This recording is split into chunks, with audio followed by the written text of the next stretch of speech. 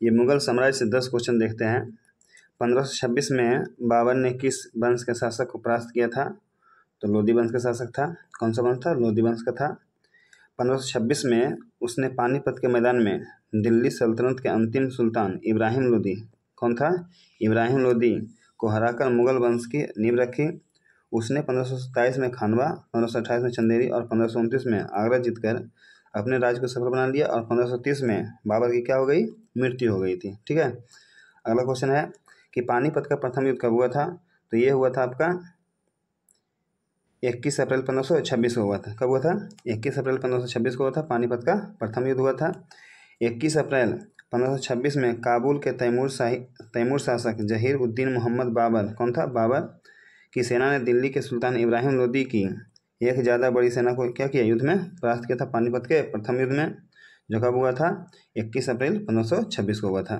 अगला क्वेश्चन है कि बाबर ने प्रसिद्ध तुगलमा युद्ध नीति का प्रयोग किस युद्ध में किया था? तो बाबर जो है तुगलमा युद्ध नीति का प्रयोग कब किया था? ये पानीपत के प्रथम युद्ध में किया था। कौन सा युद्ध में किया था? पानीपत के प्रथम युद्ध में किया था। यह युद्ध दिल्ली के सुल्तान इब्राहिम लोदी एवं बाबर के मध्य लड़ा गया था। 12 अप्रैल 1526 को दोनों सेनाएं पानीपत के मैदान में आमने सामने हुई।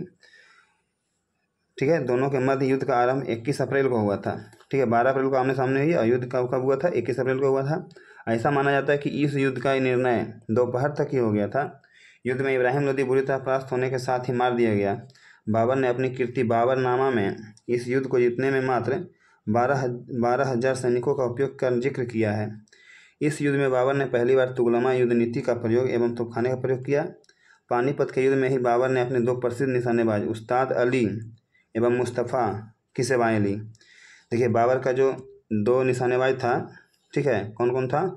उस्ताद अली और मुस्तफ़ा था। ये क्वेश्चन पूछा जाता है। ठीक है। अगला क्वेश्चन देखते हैं। किस युद्ध में जीतने के उपरांत बाबर ने खजाने का मुंह अमीरों, सगे संबंधियों आदि के लिए खोल दिया और इस उदारता के लिए उसे कलंदर की उपाधि भी दी गई थी?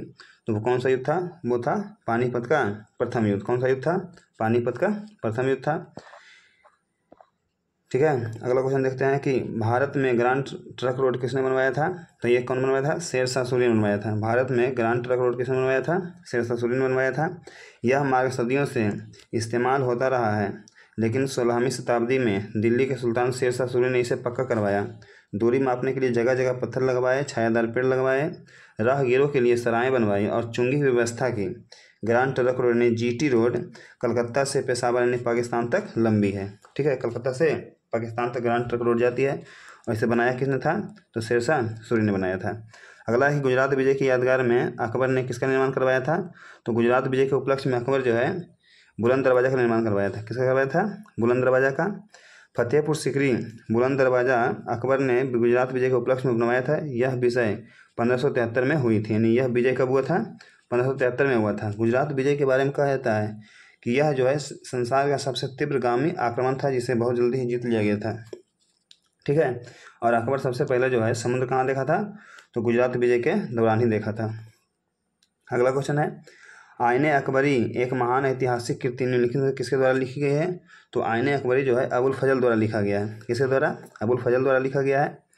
अगला इसी में देख लेते हैं कि आईने अकबरी अबुल फजल द्वारा रचित अकबरनामा का ही एक भाग है। अबुल फजल मुगल बादशाह अकबर के दरबार में एक विद्वान था। यह महान कृति भारत के परिचय के लिए महत्वपूर्ण है। देखिए अकबर जो था नवरत्न रखता था। क्या रखता था? नवरत्न। तो उसी नवरत्नों में से एक कौन था? अबुल फजल था। ठीक है।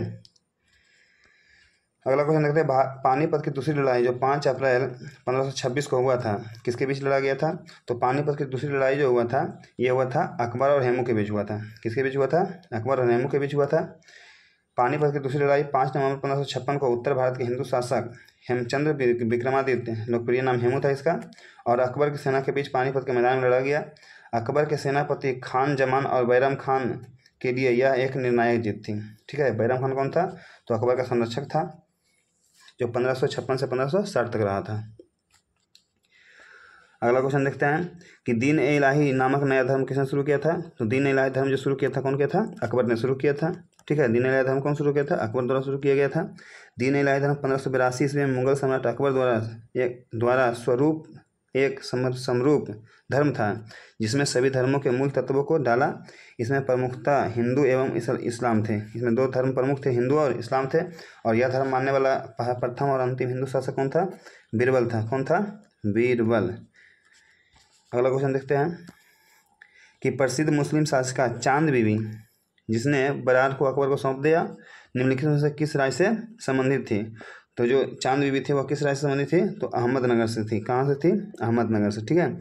चांद बीबी बीजापुर की रानी तथा अहमदनगर के शासक बुरहान उल मुल्क की बहन थी। बीजापुर की रानी भी थी और अहमदनगर के शासक बुरहान उल मुल्क की बहन थी।